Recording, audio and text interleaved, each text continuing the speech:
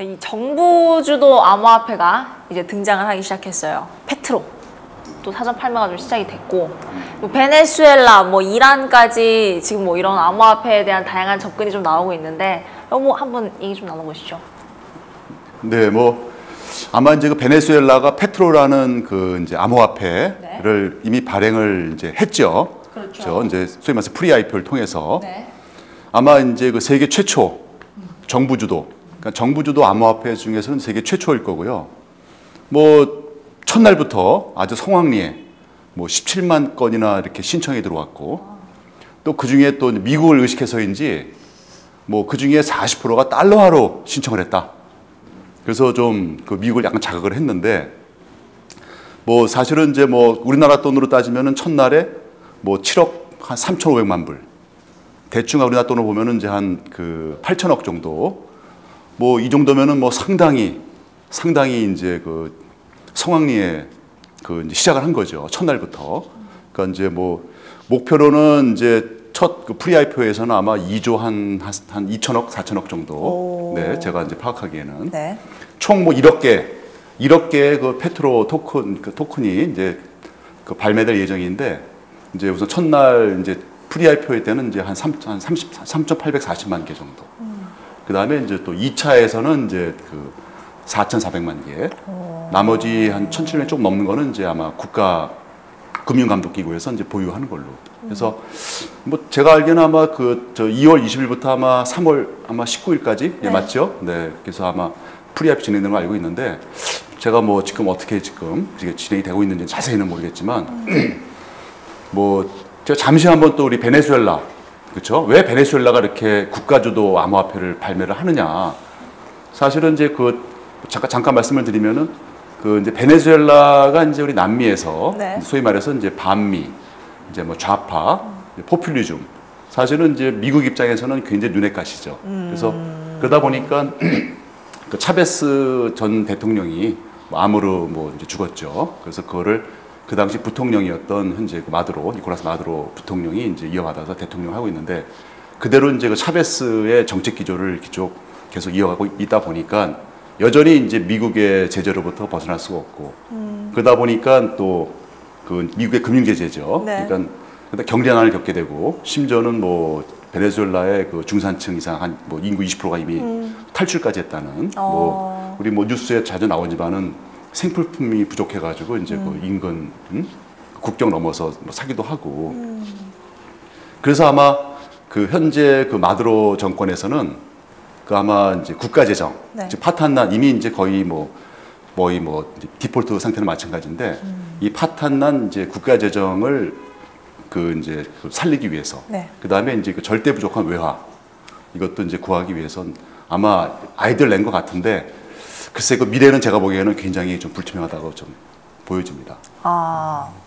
근데 그 불투명한 게 일단은 백서를 봐도 그 자금을 ICO에서 모인 자금을 어디에 쓰겠다라는 게 명확하지 않은 것 같아요. 물론 그 이제 원유를 거기도 채굴인가요? 그 채굴하는 네. 비용도 들어가고 뭐 운영 비용도 들어가고 이렇게 돼 있는데, 그 부분이 일단 모아지하게 돼 있다라는 게 하나의 지금 지적인 거고, 거대한 국가 사기로 끝날 것이다 이제 이런 지적도 있거든요. 근데 그 이유 중에 하나가 이제 백서가 좀 부실하다는 것과 네. 그 다음에 과연 지금 이 ICO를 해서 모인 자금을 가지고 미국의 저 반대에도 불구하고 미국의 제재에도 불구하고 과연 그 채굴을 진행할 수 있겠느냐. 예, 이제 이런 부분들이 조금 문제인 것 같아요. 미국이랑 척을 지기 예, 그렇죠. 결국은 그게 원활하게 진행되지 못할 것이다. 베네수엘라가 원하는 대로 수출도 어려울 것이고 네. 당연히 그 원유를 캐내는 일도 어려울 것이고. 근데 그렇다고 보면은 이 코인의 미래도 아직은 모르는 거죠. 그래서 불투명하다. 뭐 이게 지금 베네수엘라뿐만이 아니죠, 이게 사실. 예, 뭐 이제 뭐 소위 말해서 이제 뭐 거의 공통점이 네. 그 미국의 이제 각종 뭐 이제 금융, 경제 제재를 받는 나라들, 뭐 이란이라든가, 그 다음에 이제 지금 이제 러시아, 네. 뭐 이런 나라들이 이제 그 국가 차원의 이제 암호화폐를 발행하려고 지금 준비하거나 뭐 검토 중이거나 네. 뭐 그러고 있습니다. 그러니까 이제 아까 말씀하셨던 뭐 페트로가 이제 국가에서 하는 최초라고 하는 게 이제 사실 좀 규모도 작고 방식이 좀 달라서 이게 더 최초다라고 얘기하기는 좀 모호한 부분이 있죠. 그래서 아마 최초라고 말씀하셨지 않나 싶은데, 그러니까 마셜 제도라는 데서는 이미 소버린이라는 코인을 만들어서 법정화폐로 지정을 했단 말이죠. 그래서 그 인구 6만 명에 그 소버린을 나눠줬어요, 무상으로. 그래서 이제 그거 가지고 사용할 수 있게끔 하는 상황인 거죠. 그러니까 그 어떻게 보면 이제 법정화폐로 공식으로 인정한 건 마셜이 처음인 거죠. 이제 ICO 단계가 조금 성격이 다르니까 좀 다른 문제가 있지만, 그러니까 그런 식으로 아예 이제 빨리 이제 규모가 작고 뭐 아무래도 거기는 이제 그 관리, 이제 국가에서 관리하거나 통제하기가 좀 수월하죠, 다른 나라보다는. 이제 그러다 보니까 아마 좀 쉽게 이게 정착이 되지 않았나 싶어요. 그러니까 마셜 제도도 있고 뭐 그동안 우리 얘기했던 뭐 스웨덴도 있고 이란, 러시아, 그러니까 굉장히 그러니까 국가별로 코인은 계속 나오는 것 같아요. 그 코인 발행하는 종류도 그렇고. 근데 이제 여기에는 좀 이렇게 문제되는 것들이 있어요. 그러니까 기존의 퍼블릭 블록체인으로 하는 것도 문제가 있습니다. 그거는 기본적으로 이 해시를 갖고 있는 채굴업자들이 어떻게 움직이느냐에 따라서 국가에서 영향을 받을 수 있는 소지가 충분히 있기 때문에 그것도 리스크가 있어서 그건 당연히 안 되는 거고. 그 다음에 POS 방식으로 간다고 하더라도 이제 POS 방식은 기본적으로 부의 편중과 재생산이 시스템에 녹아 있는 거란 말이에요.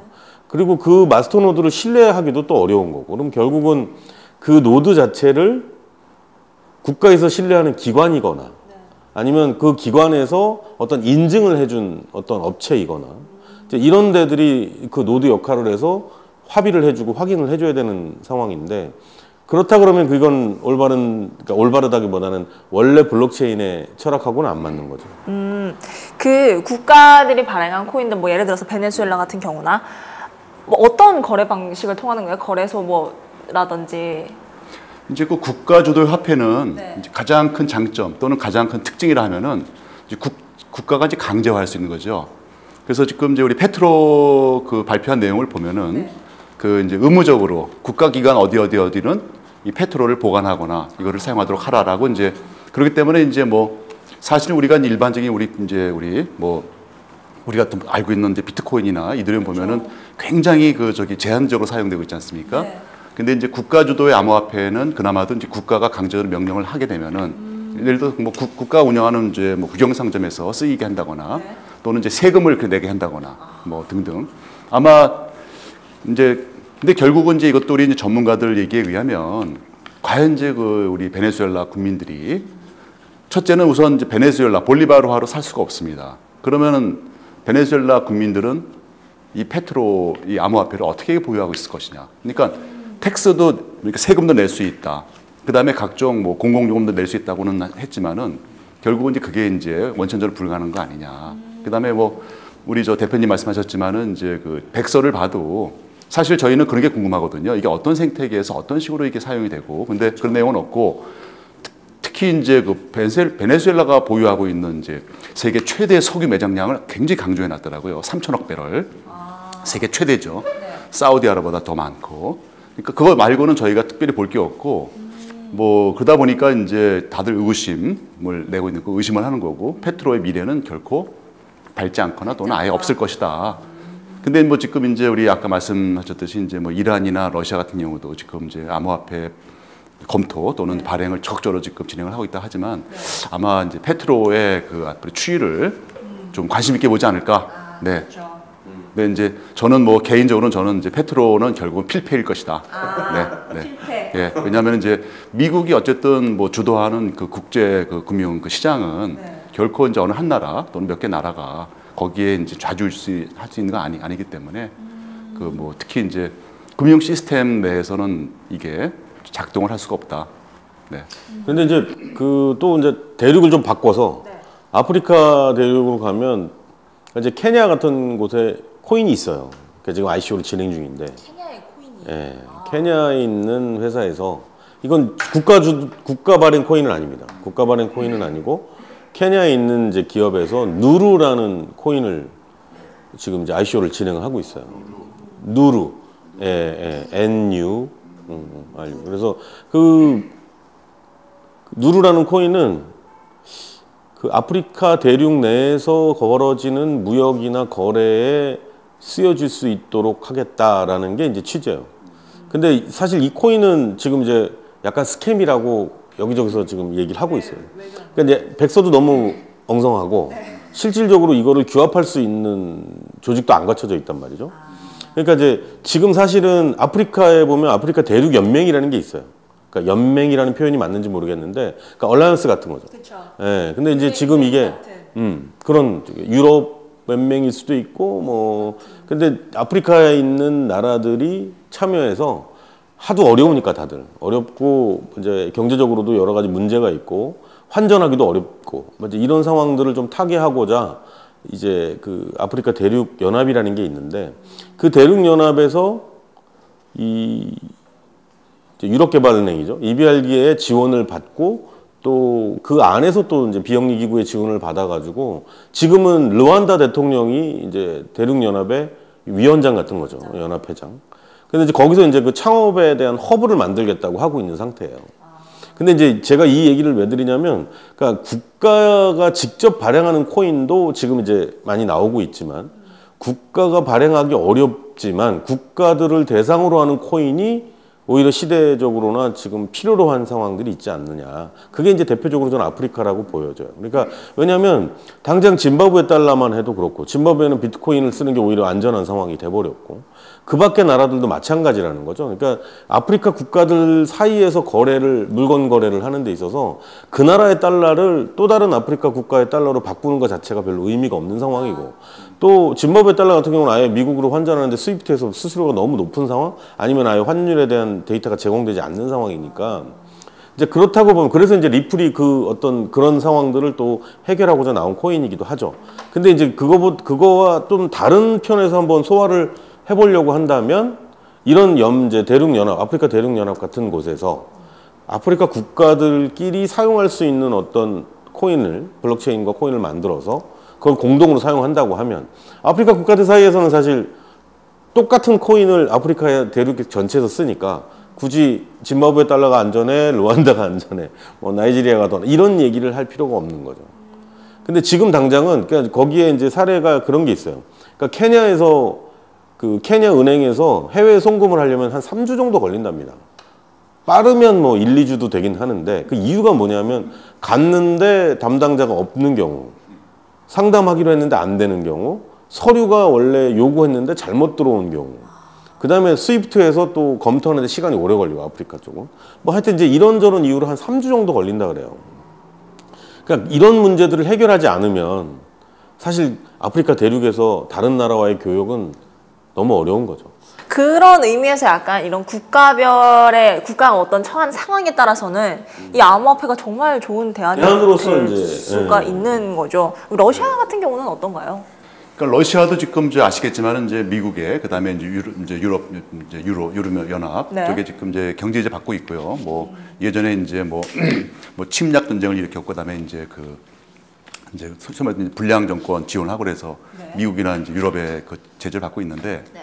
그 아시겠지만은 지금 이제 국제결제은행 BIS에서는 이제 그 각국 중앙은행의 그 암호화폐, 그러니까 디지털 화폐, 암호화폐에 대해서 적극 좀 검토하고 앞으로 미래에 닥쳐올 암호화폐 어떤 영향에 대해서 적극적으로 좀 대처하는 게 좋을 것 같다는 권고를 했습니다. 그래서 지금 이제 암호화폐를 이제 국가 주도로 발행하는 암호화폐라는 게 보면 다들 특수한 사정. 그러니까 아까 우리 대표님 말씀하셨듯이 이제 우리 어떤 선의의 목적으로 발행하는 건 괜찮은데, 이게 보면은 이제 대부분 공통적으로 미국의 어떤 제재를 피하기 위한 수단으로서 하다 보니 이게 이제 뭔가 좀 밸런스가 안 맞는다는 얘기죠. 네, 그 목적, 그러니까 그 암호화폐라는 게 원래 그 기본 목적이나 철학이 있는데, 그렇죠? 철학에만 맞게만 쓰인다면은 이것처럼 아주 긍정적인 효과 있는 게 없거든요. 그렇죠. 근데 이제 단순하게 미국의 금융 제재, 그다음에 경제 제재를 피하기 수단, 뭐 이거로서는 좀 무리가 있지 않나. 그래서 아마 다들 이제 좀 회의적인 시각으로 보고 있는 겁니다. 그러니까 지금은 어떻게 보면 이제 시험 단계죠. 그러니까 진짜 말 그대로 실험 단계고, 이게 프라이빗 블록체인 뭐 이런 형태로 가는 게 맞을지, 퍼블릭으로 나가서 그 안에서 지금은 방법이 아직 없어 보이지만 방법을 찾는 게 맞는 건지, 그러니까 이런 단계가 지금인 것 같아요. 그러니까 국가에서 만약에 지금도 이제 우리 이 톡톡코인에서 얘기를 했었지만, 그러니까 중국이 지금 채굴, 거래, 뭐 ICO 전부 금지해 놨는데 지금 지난주 기사에 갑자기 중국의 이제 금융위에 고위직에 있는 분이 이제 국가에서 코인을 좀 발행하고 뭐 이러는 게 좀 관리의 필요성이 있지 않느냐. 이제 이런 지금 보도 자료가 나왔단 말이죠. 근데 이거는 사실은 국가에서 발행하는 코인에 대해서 긍정적인 부분이 분명히 있단 말이죠. 그러니까 기존의 전통화폐도 부작용은 있단 말이에요. 그러니까 예를 들어 우리 이제 우스갯소리로 지금 비트코인으로 마약 거래가 많다고 한다. 이제 이런 뭐 불법적인 거래도 많고, 그러니까 마약이 제일 문제다. 이런 얘기를 하는데 사실 전 세계에서 마약 거래에 가장 많이 사용되는 건 달러란 말이죠. 그렇죠. 예, 그러니까 이제 이런 이제 우리 이게 재밌는 얘기도 하고 하는데, 그러니까 중요한 거는 사실 국가에서 암호화폐를 발행하고 블록체인상에 각 뭐 산업이든 개인이든 연결해서 관리한다 그러면 이거만큼 100% 트래킹 되는 게 없죠. 물론 부작용은 있죠. 그거 말고도 국가에서 발행되는 코인이 아닌 다른 코인들을 사용하면 뭐 익명성에 대한 문제도 있고 여러 가지 부작용들이 있겠지만, 그거는 합법적으로 관리될 수 있는 틀을 만들었으니 이 안에 들어오고, 부작용들은 관리 대상인 거지 저기에 있기 때문에 모든 게 아니다라고 얘기할 수는 없지 않나 싶어요. 그러니까 그런 긍정적인 측면을 좀 얘기할 수 있다 그러면 하나의 방안이 될 수도 있겠죠. 알겠습니다. 저 오늘 뭐 이런 국가가 발행하는 이 암호화폐들에 대해서 좀 얘기를 해봤는데, 정리 멘트를 한마디씩 좀 부탁을 드리겠습니다. 위원님부터. 예, 이제 어떤 이제 우리 암호화폐의 어떤 본질에 맞는 그런 발행이 아니고 다른 어떤 특수한 목적, 국가 차원의 그 특수한 목적의 그 암호화폐는 성공하기가 좀 어렵다라고 저는 이렇게 생각하고 있습니다. 네. 어떻게 활용할지에 대해서 계속 좀 이제 누군가는 연구하고 봤으면 좋겠어요. 그러니까 지금 카카오톡 관련된 코인도 싱가포르에서 ICO를 한다고 하는데, 좀 더 실질적으로 우리나라에서 긍정적으로 활용할 수 있는 방안이 뭘까?